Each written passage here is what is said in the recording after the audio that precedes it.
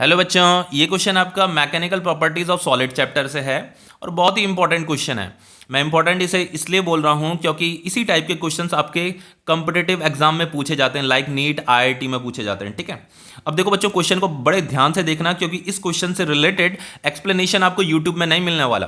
देखो यहाँ पे जो एक्सप्लेनेशन है ना, वो थोड़ा अलग टाइप का एक्सप्लेनेशन है क्योंकि ये क्वेश्चन इतना इंपॉर्टेंट क्वेश्चन है कि जनरली बहुत ज़्यादा यूट्यूब में सर्च किया जाता है। तो ध्यान से देखिए इसे।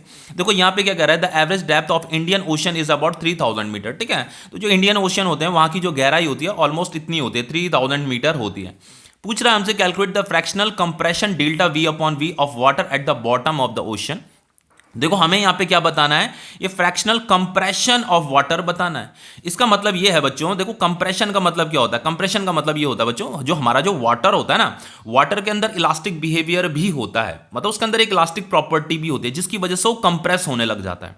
तो वही हमें उसका कंप्रेशन ऑफ वाटर बताना है। ठीक है, अब देखो कंप्रेशन ऑफ वाटर का मतलब ये है बच्चों, मैं ये समझाना चाह रहा हूं आपको कि मान लीजिए ये जो डेल्टा वी अपॉन वी है, ये जो डेल्टा वी अपॉन वी है, इस डेल्टा वी का मतलब डिक्रीज इन वॉल्यूम होता है, और ये जो नीचे जो वी लिखा है ना, इसका मतलब ओरिजिनल वॉल्यूम है। ये डिक्रीज इन वॉल्यूम है डिवाइडेड बाय ओरिजिनल वॉल्यूम है।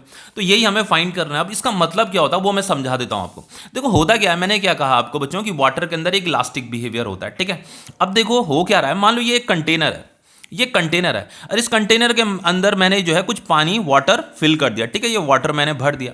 अब मान लो ये जो वाटर है, ये वाटर ऐसे h हाइट का है, इसका हाइट h है और इसका जो वॉल्यूम है बच्चों वो 1000 मीटर क्यूब है। ध्यान से देखिएगा मैं क्या बताने जा रहा हूं, इसका वॉल्यूम 1000 मीटर क्यूब है। अब मैंने क्या किया, अगेन बच्चों इतना ही वॉल्यूम का पानी इसके अंदर और भर दिया, इतना ही वॉल्यूम का पानी मैंने क्या कर दिया इसके अंदर और भर दिया, 1000 मीटर क्यूब वॉल्यूम का वाटर मैंने इसके अंदर और भर दिया। और इसका हाइट भी आप क्या एक्सपेक्ट करोगे, h हाइट ही एक्सपेक्ट करोगे, है ना। ये हाइट भी तो आप h ही एक्सपेक्ट करोगे, अगर ये s था तो ये भी h ही आपको लगेगा। अब देखो हमने क्या किया बच्चों, फिर अगेन मैंने क्या किया, इसमें इतना ही वॉल्यूम का पानी और भर दिया। इस कंटेनर के अंदर मैंने इतना ही 1000 मीटर क्यूब का वाटर और भर दिया। ये भी आपका 1000 मीटर क्यूब था, ये भी आपका 1000 मीटर क्यूब था, तो ये वाटर भी आपका मैंने और इसमें वाटर फिल कर दिया। और इसका जो हाइट होगा वो भी आप h एक्सपेक्ट कर रहे होंगे। अब मैं आपसे पूछूं कि इसका जो टोटल वॉल्यूम है कितना है, तो सभी बच्चे इस टोटल वॉल्यूम को क्या बताएंगे, 1000 प्लस 1000 प्लस 1000 3000 मीटर क्यूब बताएंगे। पर आप इसका ओरिजिनल वॉल्यूम गलत बता रहे हैं बच्चों। होता क्या है बच्चों, इसका ओरिजिनल वॉल्यूम 3000 मीटर क्यूब नहीं आने वाला। इसका जो वॉल्यूम होता है ना, थोड़ा बहुत डिक्रीज कर जाता है। क्यों डिक्रीज कर जाता है बच्चों, क्योंकि वाटर के अंदर ना इलास्टिक बिहेवियर होता है। तो इसमें क्या लग रहा है बच्चों, ग्रेविटेशनल फोर्स लग रहा है नीचे की तरफ। हमारी अर्थ क्या कर रही है, वाटर पे ग्रेविटी लगा रही है, इसे नीचे की तरफ खींच रही है। तो ये आपका ग्रेविटेशनल फोर्स है, उसकी वजह से बच्चों वाटर क्या होने लग जाता है, कंप्रेस होने लग जाता है। तो थोड़ा सा उसका वॉल्यूम क्या होता है, डिक्रीज हो जाता है। तो ये उसका ये जो मैंने ये वाला जो पार्ट है ना बच्चों, this is decrease in volume, this is delta we, this is delta we. ये जो डेल्टा वी है, डेल्टा वी क्या है आपका, डिक्रीज इन वॉल्यूम। और ये वाला जो हम एक्सपेक्ट कर रहे थे ना, ये ओरिजिनल वॉल्यूम है, जो हम एक्सपेक्ट कर रहे थे 3000 मीटर क्यूब, ये उसका ओरिजिनल वॉल्यूम है। तो डेल्टा वी अपॉन वी ही हमें यहां पे फाइंड करना है, ये जो कंप्रेशन ऑफ वाटर है। ठीक है, फ्रैक्शनल कंप्रेशन ऑफ वाटर है। इतना समझ में आ गया। अब देखिए बच्चों, यहां पे जो है आगे क्वेश्चन में क्या लिखा है, देखो given that bulk modulus of elasticity of water कितना दे रखा, 2.2 इंटू 10⁹ न्यूटन पर मीटर स्क्वायर। देखो वाटर के अंदर इलास्टिसिटी होती है, तो उसका जो मॉडुलस ऑफ इलास्टिसिटी होता है बच्चों, जो उसका मॉडुलस ऑफ इलास्टिसिटी मतलब bulk modulus of elasticity of water जो होता है उसका, वो इतना होता है क्योंकि उसके अंदर इलास्टिक बिहेवियर होता है, इसीलिए उसका मॉडुलस, वाटर का मॉडुलस ऑफ इलास्टिसिटी भी हमें गिवन है। ओके, समझ में आ रहा है इतना।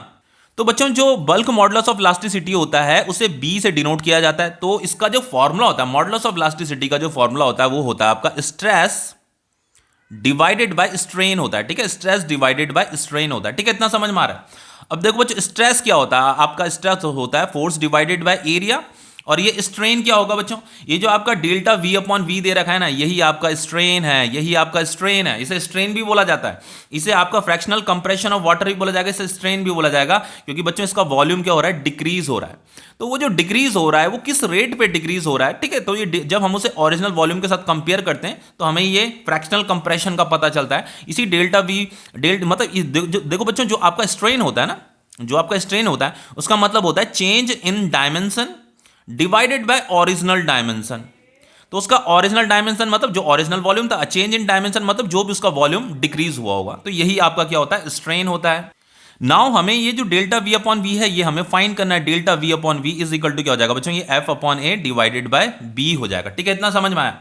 अब देखो बच्चों, ये जो एफ अपॉन ए होता है ना, जिसे हम स्ट्रेस बोलते हैं, इसी स्ट्रेस को जो है बच्चों प्रेशर भी बोला जाता है। क्या बोला जाता है? प्रेशर भी बोला जाता है। ये प्रेशर भी है, तो हम फाइनली इसे ऐसे लिख सकते हैं, ये प्रेशर डिवाइडेड बाय बी। अब देखिए बच्चों, यहां पे जो है ना, ये देखो इंडियन ओशियन की डेप्थ कितनी दे रही है? 3000 मीटर दे रही है। अब थोड़ी देर के लिए, जैसे मैंने यहां पे एक कंटेनर बनाया था ना, आप थोड़ी देर के लिए ऐसे समझ लीजिए बच्चों कि ये आपका इंडियन ओशियन है, और इसकी जो डेप्थ दे रखी है यहां से लेकर के यहां तक जो डेप्थ दे रखी है बच्चों, कितनी दे रखी है? 3000 मीटर दे रखी है। ठीक है, इतना समझ लीजिए, इसे ओशियन कंसिडर कर लीजिए थोड़ी देर के लिए। डेप्थ इतनी दे रखी है, इसकी हाइट मतलब। ठीक है, अब देखो बच्चों, यहां पे हमें क्या करना है, यहां पे बच्चों ये नीचे जो सबसे जो बॉटम पार्ट होगा ना, यहां पे जो प्रेशर होता है, ये वाटर क्या करेगा, यहां नीचे की तरफ प्रेशर लगा रहा होगा। ये कंप्रेस हो रहा है ना, ये कंप्रेस हो रहा है क्योंकि इस पे ग्रेविटेशनल फोर्स लग रहा है, तो ये कंप्रेस हो रहा है। तो बच्चों ये जो एफ अपॉन ए होता है ना, इसी को, ये जो एफ अपॉन ए है बच्चों, दिस इज प्रेशर, इसे प्रेशर भी बोला जाता है। लेकिन इस प्रेशर को कैसे फाइंड किया जाता है? तो जो प्रेशर का फॉर्मूला होता है बच्चों, वो क्या होता है? हाइट मतलब डेप्थ जो है उसकी, डेंसिटी ऑफ वाटर इनटू जी होता है, एच रो जी होता है, ये प्रेशर का फॉर्मूला होता है। वैसे ये एक्सप्रेशन जो है बच्चों, जो नेक्स्ट चैप्टर है ना आपका मैकेनिकल प्रॉपर्टीज ऑफ फ्लूइड, वहां पे इस एक्सप्रेशन को हम डिराइव करेंगे। अभी नॉलेज के लिए इतना याद रखिए बच्चों कि जैसे ओशियन है, ओशियन का गहराई इतना है, मान लो एच हाइट उसकी डेप्थ है, तो अगर आपसे कोई यहां पे का प्रेशर पूछता है, तो प्रेशर आप इस फॉर्मूले से फाइंड कर सकते हैं कि यहां पे कितना प्रेशर लग रहा होगा, इस बॉटम पार्ट में कितना प्रेशर लग रहा होगा। ठीक है, तो ये प्रेशर हो जाएगा आपका एच रो जी। तो ये delta V upon V is equal to क्या हो जाएगा? एच हाइट, रो मतलब density of water, into g divided by B.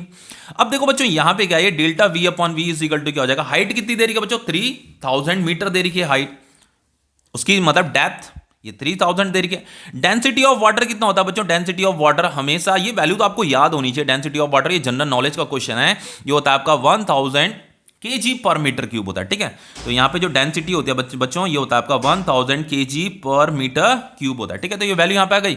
जी का वैल्यू हमें दे रखा है बच्चों, जी का वैल्यू 10 मीटर पर सेकंड स्क्वायर है, तो ये भी यहां पे आ जाएगा, डिवाइडेड बाय बी। ये बल्क मॉडुलस ऑफ इलास्टिसिटी है, ये हमें कितना गिवन है बच्चों? बल्क मॉडुलस ऑफ इलास्टिसिटी हमें 2.2 इंटू 10 की पावर 9 हमें ये गिवन है। ठीक है, तो देन जब मैं इसे आगे सॉल्व करूंगा तो ये कितना हो जाएगा? 3 इंटू ये 3 3 6 7, ये 3 इंटू 10 की पावर 7 हो जाएगा, ये 2.2 हो जाएगा, 10 की पावर 9 ऊपर जाएगा तो ये 10 की पावर -9 हो जाएगा। ठीक है, देन बच्चों ये डेल्टा वी अपॉन वी, जब मैं 3 डिवाइडेड बाई 2.2 करता हूं ना, तो ये 1.36 आता है। ओके, इनको सॉल्व करूंगा, इन दोनों को अगर मैं सॉल्व करूंगा तो यहां पे क्या आएगा आपका? 10 की पावर -2 आएगा। यही आपका डेल्टा वी अपॉन वी है, जो कि हमें फाइंड भी करना था। अब देखो एक और चीज बताता हूं, अगर आपको इसका परसेंटेज भी निकालना है तो परसेंटेज कैसे निकालेंगे? वैसे आपका ये आंसर निकल गया है, लेकिन एनसीईआरटी ने इसका परसेंट भी निकाल रखा है। तो देखो वो कैसे निकालेंगे बच्चों? डेल्टा वी अपॉन वी, अगर मैं बोथ साइड इसे 100 से मल्टीप्लाई कर दूं, ये 1.36 इंटू 10 की पावर -2, मैंने इसे भी 100 यहाँ पे 100 से मल्टीप्लाई कर दिया, यहाँ भी 100 से मल्टीप्लाई कर दिया, तो ये आपका कट जाएगा। तो ये delta V upon V into 100 कितना आ जाएगा बच्चों? ये delta V upon V into 100 क्या हो जाएगा? ये हो जाएगा आपका 1.36% हो जाएगा। तो बच्चों ये जो डेल्टा वी अपॉन वी होता है इंटू 100 होता है, इसे क्या बोलते हैं? स्ट्रेन परसेंट बोलते हैं। मैंने आपको स्टार्टिंग में बताया था डेल्टा वी अपॉन वी क्या होता है बच्चों? इसी को strain, delta V upon V को स्ट्रेन भी बोला जाता है। तो अगर मैं यहाँ इंटू 100 कर दूंगा तो स्ट्रेन परसेंटेज हो जाएगा। ठीक है, तो जो स्ट्रेन परसेंट होता है, जो स्ट्रेन परसेंट होता है वो कितना होता है बच्चों? ये आपका 1.36% होता है। एक्चुअल में एनसीईआरटी में ये स्ट्रेन परसेंट नहीं पूछा है बच्चों, लेकिन अगर आप एनसीईआरटी सॉल्यूशन देखोगे ना तो वहां पे स्ट्रेन भी फाइंड कर रखा है और स्ट्रेन परसेंटेज भी कैलकुलेट करके दिखा रखा है, इसलिए मैंने भी ये कैलकुलेट करके दिखा दिया। ओके, तो ये क्वेश्चन आपका कंप्लीट हो गया है।